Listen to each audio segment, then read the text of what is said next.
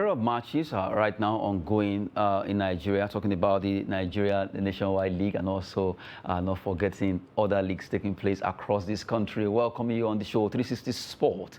On Trust TV, I am Adeni Ajishafe. Well, we'll be starting from the women's story, talking about the Flamingos. That's the first story we'll be looking at. The Flamingos coach, Olowokere, actually rolled out 23 names of players that will be prosecuting our game against Egypt in Cairo. The first leg ended 4-0 in favor of our team here in Abuja. But the second leg will be coming up on Saturday, and the list will be rolled out by Coach Bankole Olowokere there. Let's look at those ladies quickly. Faith Omilano, Linda Jiwaku are the goalkeepers. List of 23 Flamingo against Egypt. And in defenders, we have Blessing Sunday, Comfort Florenshaw, Tumino Additional, Olamide Oyinlola. You have Josephine Edafe, Miracle Usani, Confidence Unwoha, and Mistura Yusuf.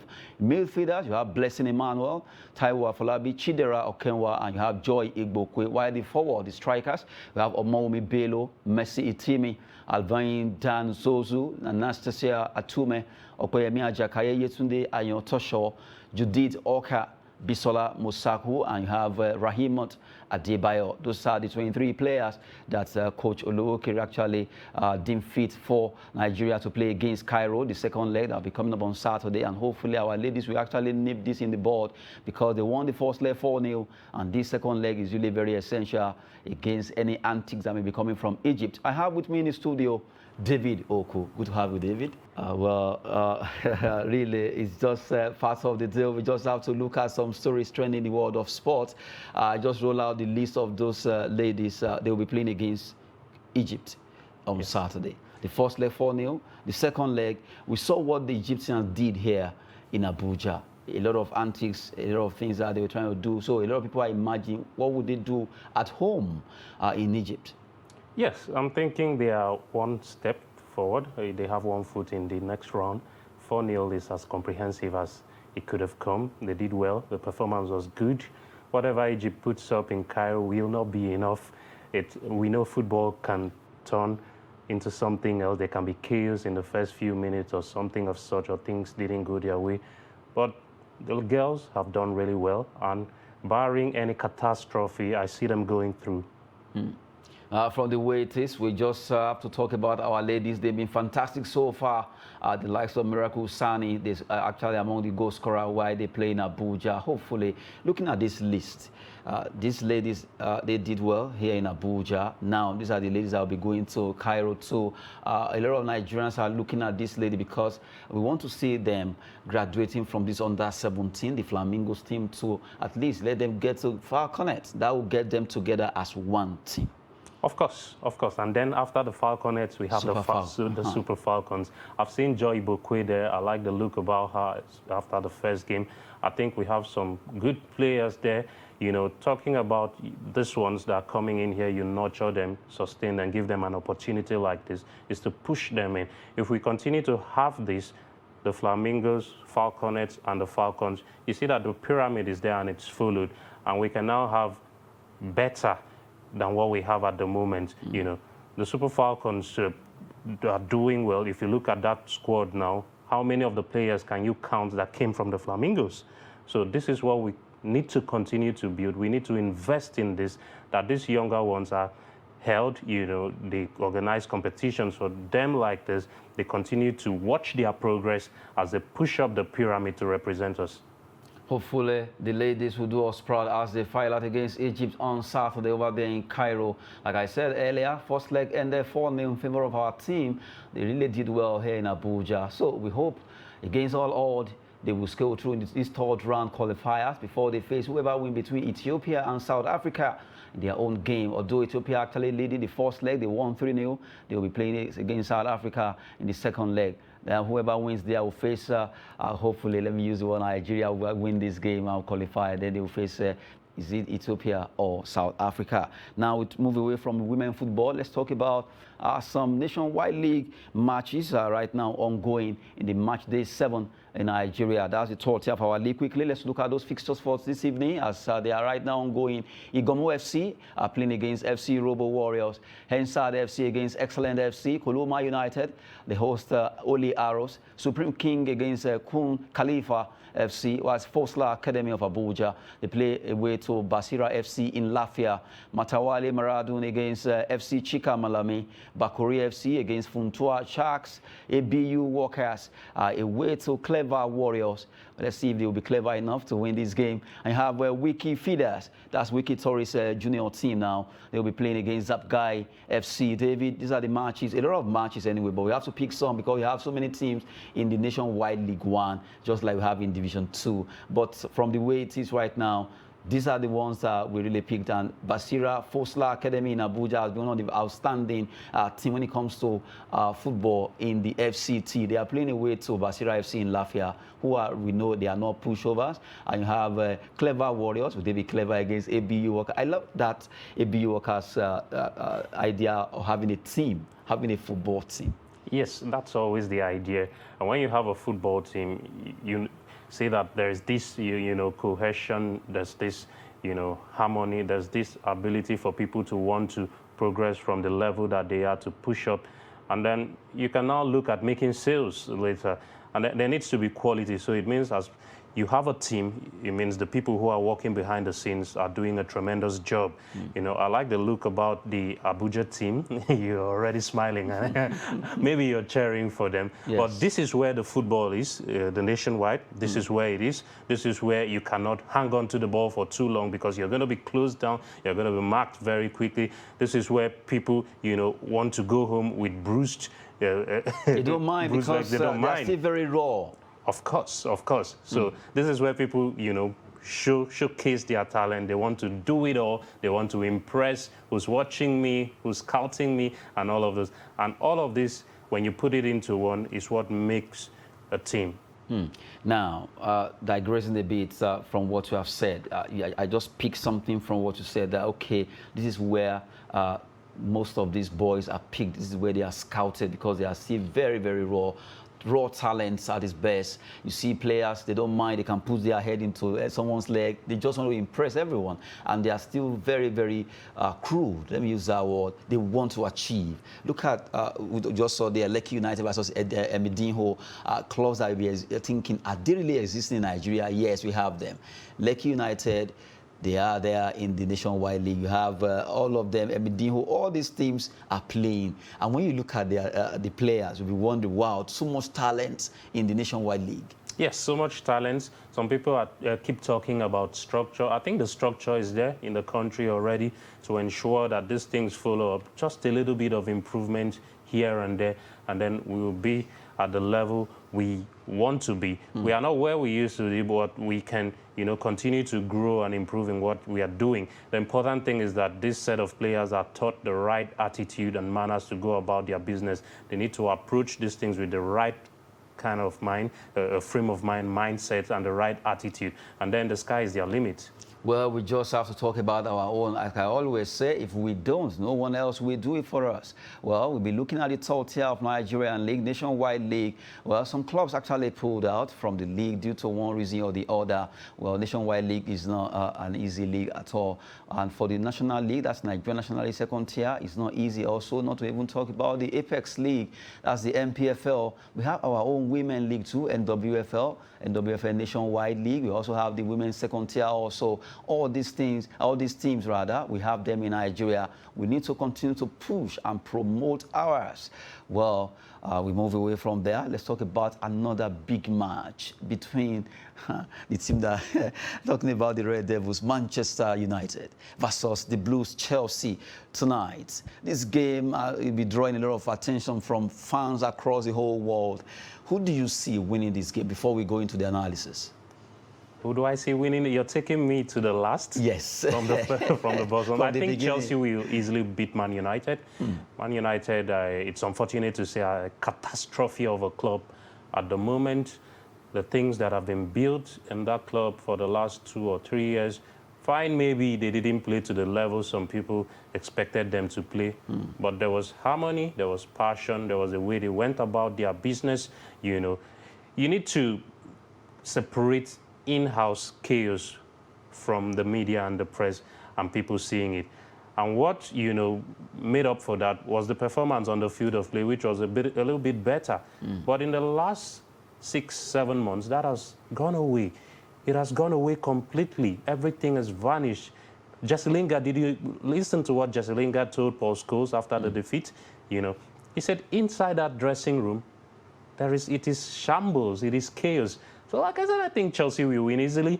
Chelsea have a good frame of mind. I love what they are doing at the club at the moment. Since Thomas Tuchel came in, he has a way of going about his business. There's a clear philosophy, there's a clear idea.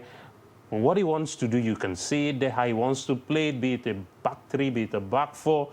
The players he wants, if he doesn't want you, he communicates to you and keeps you away from the team. So Chelsea will beat Man United easily tonight. They should win. Like how many goals margin? No, I'm not going to put a scoreline to it. But this is football. Things can change. Man United play at Old Trafford. They have the crowd behind them. If they go in front, maybe, just maybe, this is one of the games they would end up winning. But if you look at their performance in the last 3 or 4 games, against Liverpool, they got beat badly against Arsenal. They were shambles, though they created some chances. But that's not the Man United. Some people keep talking about since Alex Ferguson have left. Fergie also had bad times. But are you saying that since Fergie has left, good coaches haven't come to Man United? Jose Mourinho is a world-class coach. Louis van Gaal is a world-class coach. I'll tell you a bit about Louis van Gaal. Again, I know you know about him, but he is the one behind Barcelona and what they had in terms of improving the players, promoting them. Victor Valdes, Xavi Iniesta, and co, who now came in, into the main team. Went from Rijkaard was there. Those were all Louis van Gaal work. Then at Bayern Munich, you saw what he did to Thomas Müller and co, came in. So you can't say he's not a good coach. Then David Moyes, who continues to say he wasn't given enough time at Man United. I'm one of those who think he wasn't given enough time because you can see what he's doing at West Ham. Some people say it's only West Ham and West Ham. But he did well in Everton too. Of course, yeah. Of course, he gave them fantastic push-ups. I think there was a time they reached the Champions League places only to be beaten in the qualifiers. But he gave them solid 11 years at Goodison Park. And then now Ole came in, though not the profile, but of course the spirit was there. He was loved by the fans. Man United scored lots of goals. Last season they finished second behind Man City, though it was 12 points. But they still had games where they played teams, They played Manchester United. Of course, they scored a lot. They scored lots of goals last season. I think the front three, those young front three, though they were still inconsistent a little bit. Martial, Greenwood, Rashford, and Bruno, they contributed for more than 70 goals last season. So where have all those goals gone to? So it means really something is wrong with the dressing room. The players themselves need to check themselves because really the issue of Man United is not even about coach. It's about the players. Yes, I don't think it's coaching. I think maybe a little bit of changes need to happen at the top. They need to look at how they bring in players. People complain about individual players, but I don't think so. I think Man United needs to banish the memories of Sir Alex. Fortunately, I'm saying this now. Sir Alex still being in and around there continues to put the next person under pressure. I think to some extent that they are working towards that because this time around, when they brought in Erik ten Hag, it seems Steve McClaren will have been the one to be assistant to some extent, even though it was a back and front kind of issue. Will he join him as assistant coach or not? They're trying to limit his hands off that thing. Steve McClaren worked with Fergie before. He has worked at he knows Man United very well, so maybe a welcome development. During Fergie's time, he had top assistant Carlos Queiroz, McClaren all helped him out. But he's remaining at Man United, Sir Alex Ferguson, is costing the club a little bit, in my opinion. I think that's what's costing the club because judgments will be made, comparisons will be made. Just like what happened to Arsenal, it took them some time before, they were really in the shadow of Wenger for some time, from some years. Now that Arteta begins to get the rhythm back to that club.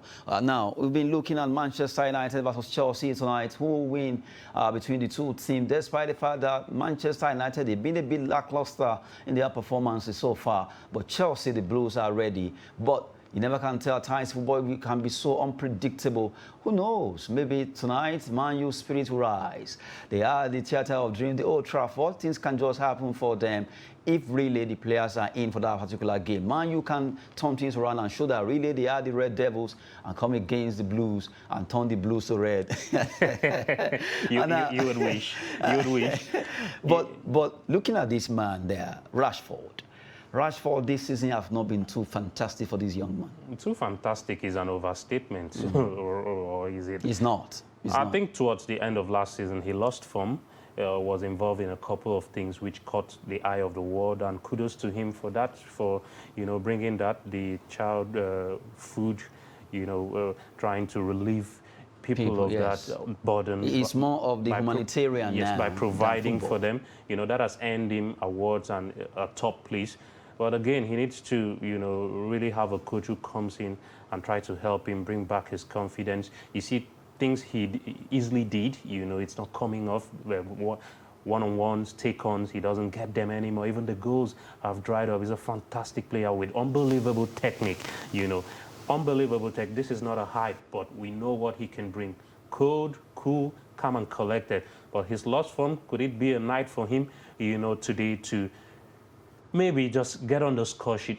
About strikers, one thing about them, if they get to score, it inspires them. So for Marcus Rashford, keep your heads high.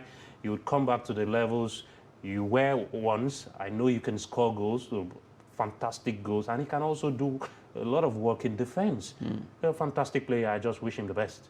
Now, let's quickly look at formation briefly, because you look at Manchester United, Chelsea, man-to-man, you really give it to Chelsea, because of the fact that right now, Man United, really, they are not at the best frame of mind. I don't know what's happening to that team.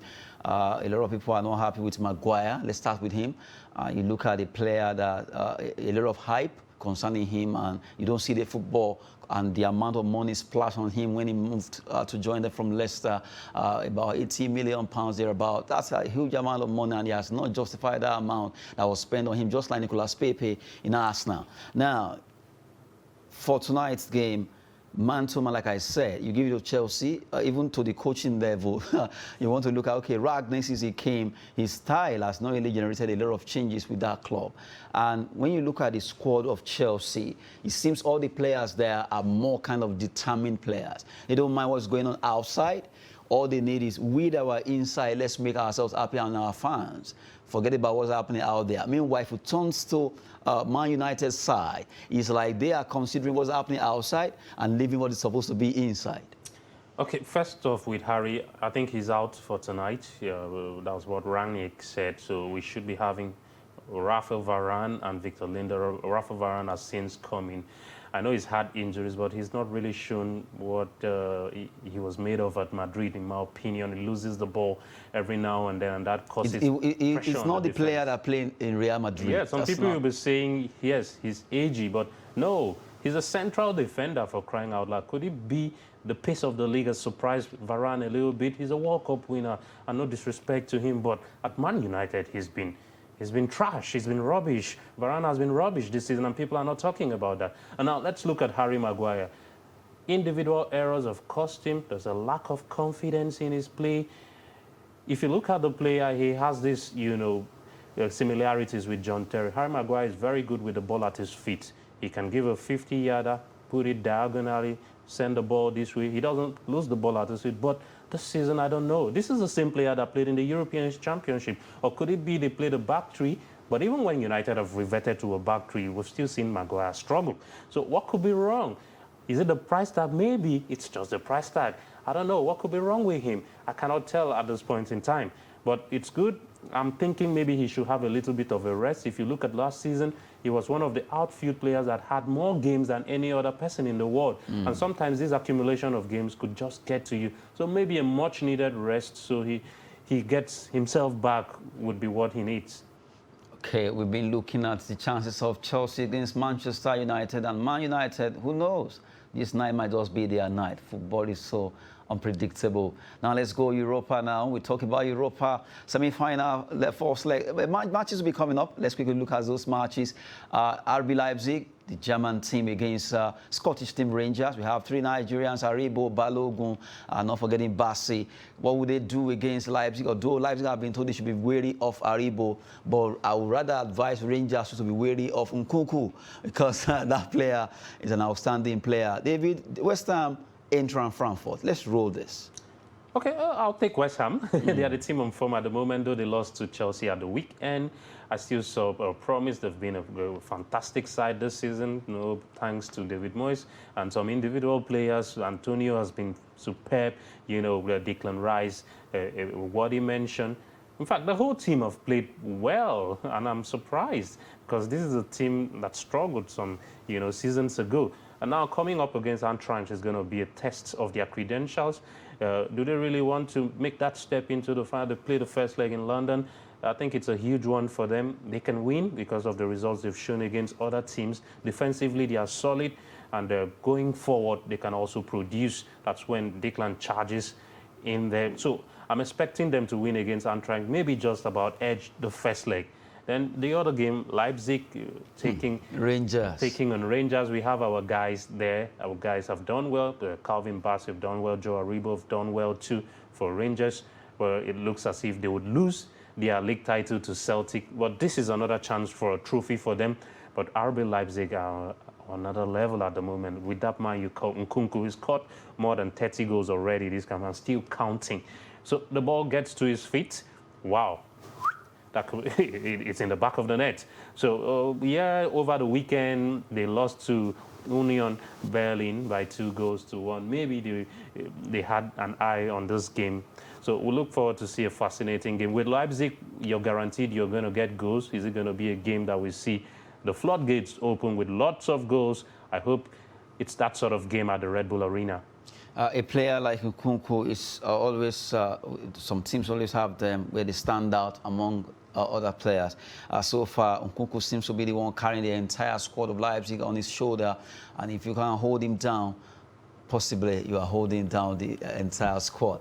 But let's see if Rangers will be able to do justice to that as they play against RB Leipzig, the team from Germany, who really so far they want to be at the final of Europa League. Well, for this season, it has been wonderful. West Ham United, David Moyes has been doing a fantastic job with our team from London, and they'll be playing against Frankfurt also tonight. Who will actually have the day? We wait to see that. We've been looking at Europa League, and we're looking at the fixtures. Now let's go Europa Conference, and matches will also be coming up there. But this time around, Feyenoord, the team from Netherlands, they play in the Eredivisie. They will be playing against Marseille. Marseille, we know the French Ligue 1 has not been fantastic like that, but can they turn things around so far? And you have Leicester, the team from England, against AS Roma. Jose Mourinho.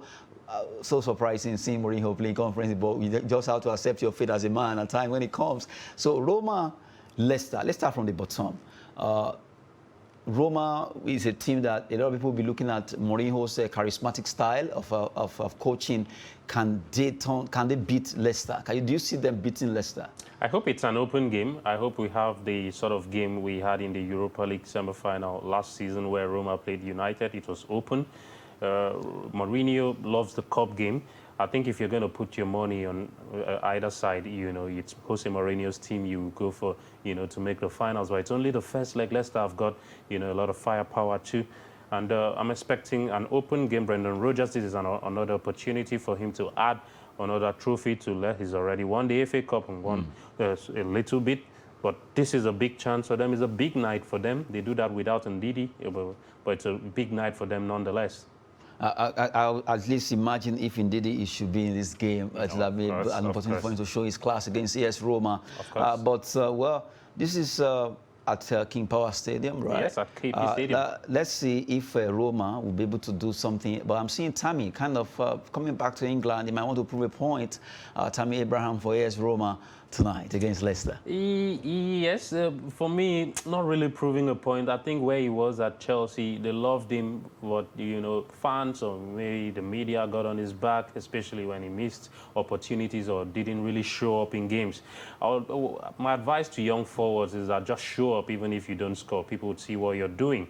For Tammy Abraham, he's gone to Italy and he scored lots of goals this season. Thanks to Jose, he's given him the confidence. I love the player. I love the look about him. Technically, I think he's excellent. He's still improving. He can be a handful in tonight's game against Leicester. And the Ghanaian player, Afena Gyan, another fantastic player that Jose Mourinho has given chance Yeah, to. superb player. Superb Now, player. the last one before we actually wrap it up, we're talking about Feyenoord and Marseille.